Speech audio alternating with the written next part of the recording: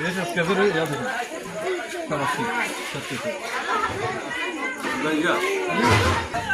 अरे देखो ना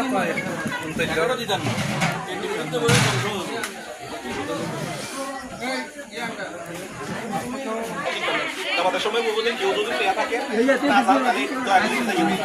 মিস করেন তাহলে আমার সরব দিয়ে